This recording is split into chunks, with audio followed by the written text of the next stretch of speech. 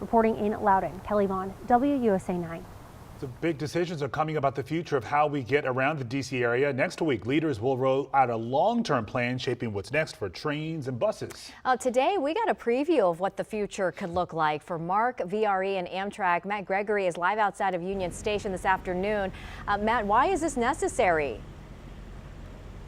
Now listen, I know it, you know it, everyone watching this knows this, you guys. Traffic in here is the worst in America. I mean, I guess it's up there with LA. They could compete for that. But that's why regional leaders say what we really need is a plan to get folks off the 95 and the beltways and onto the railways.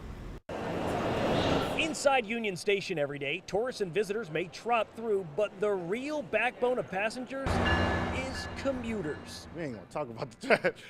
We ain't gonna talk about the traffic out here, man. Trayvon McIntyre says the gridlock between D.C. and Baltimore isn't his only challenge. He doesn't have a car. Everybody that I would ask to take me out there, they be like, nah, I ain't going nowhere. You got gas money, but McIntyre is one of thousands of people who depend on commuter rail like MARC Train and VRE to get around the DMV. without MARC Train, I wouldn't be able to go to the job that I'm going to right now. And today, just across Union Station, a room of DMV transit experts And if you put trains in place, people will ride them. talked about the future of commuters like Trayvon. More rails, more service means more options for folks at home, and that's exciting. Clark Mercer is the executive director of the Council of Governments. That's one of the groups behind the DMV Moves initiative that today looked at the region's commuter transit future. When the Long Bridge is rebuilt to add a lot more trains, and those trains can cross the river. So MARC trains could come into Virginia, and VRE trains could go into Maryland.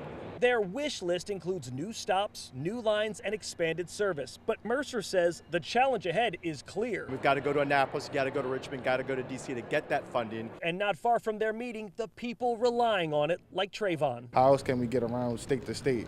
You know what I'm saying? People always commute when they have certain jobs and stuff like that. So if we didn't have Amtrak, a lot of people would be, you know what I'm saying? Yeah. It's just